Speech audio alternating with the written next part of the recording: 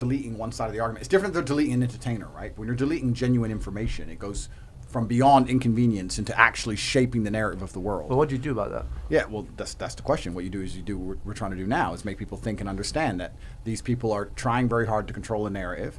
I don't blame them. Like we're all business owners, right? If you had somebody who worked for your company who defied your logic and didn't want to listen to you and didn't agree with the way you did things, you'd fire them.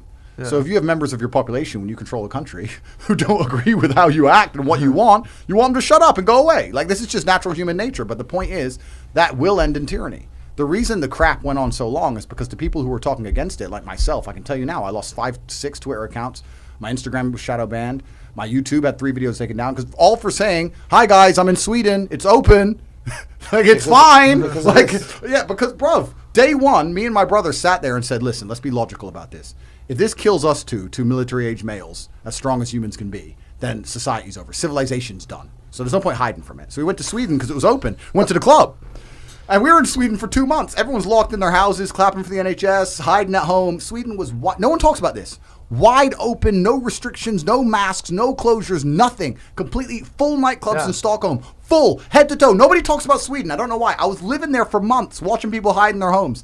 I was like, guys, and every time I put it up on the Instagram, they deleted it. They're deleting that. They're not saying I'm hateful, because they couldn't, right? I'm just showing my life. It's not about deleting an entertainer. It's about literally changing the perception of reality so they can enslave humans. It's beyond just the inconvenience of I was an entertainer, I lost my channel. It's we want to enslave people. We want to trick people into getting a vaccine they don't need. We want to convince people to stay home and miss their fucking grandmother's funeral.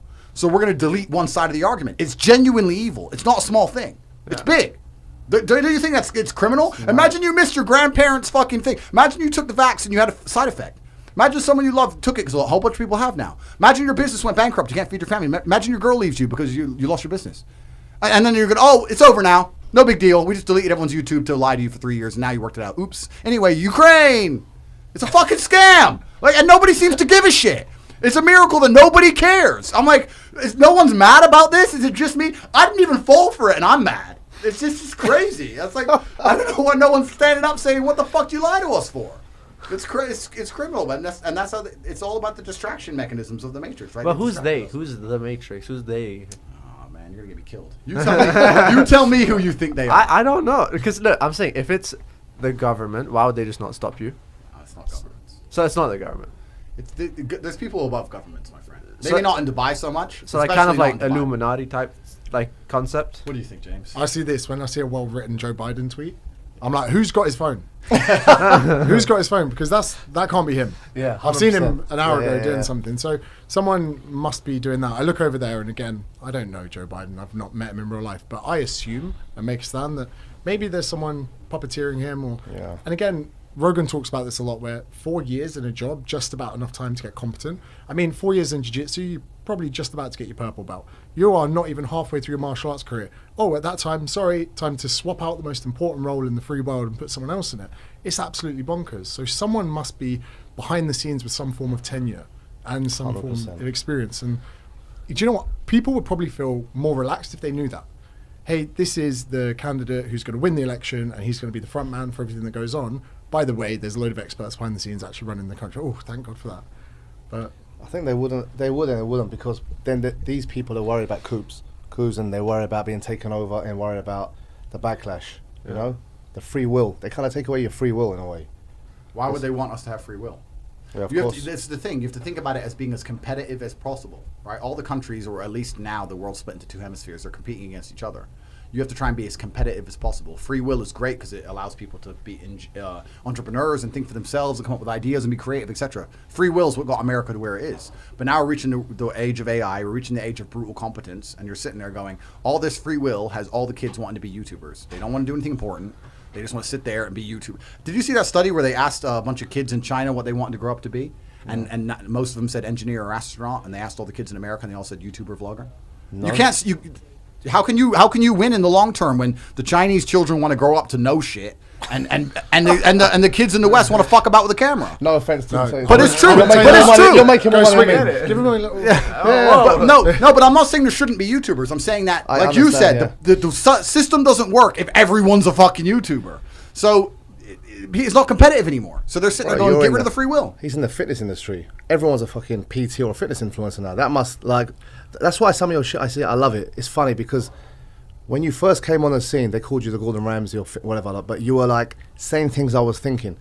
Like PTs who've just done a bit of a course, look good, giving motivational speeches, you know, with that music, guys, I wake up, you know? And when you came, it was kind of refreshing because I was like, exactly what I'm thinking. What is this kind of cult? It's a cult, no? Do you know what's crazy, right? This is my one bugbear. Why are people so fucking happy to train? They're like, hey guys, today stop it. That's fake. Yeah. Because even today, someone's like, you're going to do a podcast with some fucking legends. And I'm there, I'm like, that's sick. That is the height of human emotions when you're really buzzing, right? Yeah. You earn like an incredible amount of money. You're like, oh, fucking sick, fist bump your brother. Yeah. That's the height. So when I saw these people online, I was like, this is evidently fake. I don't trust them. If there was someone that came to the pub, hey mate, really good to meet you, I'd be like, give me my fucking hand back and stop being so happy. Yeah. So the first time I kind of got in the fitness industry, I was like, these guys are all fake. I'm just going to be myself and try and be like, hey, we probably want to do this for the right reasons. We want to enjoy it. Have a gin and tonic at the weekend. Don't be too much. And I kind of saw a gap in the market of just being normal. You know what annoys? You know what makes me laugh about fitness influencers? You see these like 19-year-old chicks with perfect bodies, etc., and they're like there, and this is what I eat, and I have lemon with my chicken, all this crap, and I'm watching it, and I'm like, listen, I know a 19-year-old girl right now who just smokes and drinks gin, and she's in great shape. You're 19. Of course you're in good shape. You're 19. That's what I'm saying. He did one about Diet Coke the other day, made me laugh. It was shooting. 19-year-old girls are in good shape. That's just like they are. Show me a fitness influencer who's old. Cool. Half the time they're filters, bro. Like I get these people. Can I come to your gym? I'm verified. They send it to the gym account. Blue tick. I'll collab with you, right? They're doing me a favor. We'll collab. We'll come. Just let us for free and we'll do a few tags. So at first I was like to my assistant, you know, it's just free marketing. You know, if they've got this following, then I realised what fake following was. They'd come and I'm expecting them. Literally, they could walk past me. I wouldn't know it's them. Yep. It's like looking at me then seeing DiCaprio on TV. It's not the same. Yeah. You know, you could say Shrek, yeah, but not DiCaprio. Yeah. And I was seeing these chicks like, what? I was like this. And it's so bad because you've got these young girls like this, God forbid what happens to that girl, but social media pressure of trying to be this perfect, you know, as my best shape ever was on juice. It was purely on steroids. You cannot attain that. I can see a guy now, and you can. I can say Winstrol, Stanazol, Tren. I can tell you what he's on. Yeah. This week I said to someone, I go, so is steroids haram? And someone was like, no, it's okay. It's halal. You're okay, Tate. I was like, okay, cool. That makes sense. Yeah. Walking around the gym, I was like, everyone, and if you're transparent about it, great.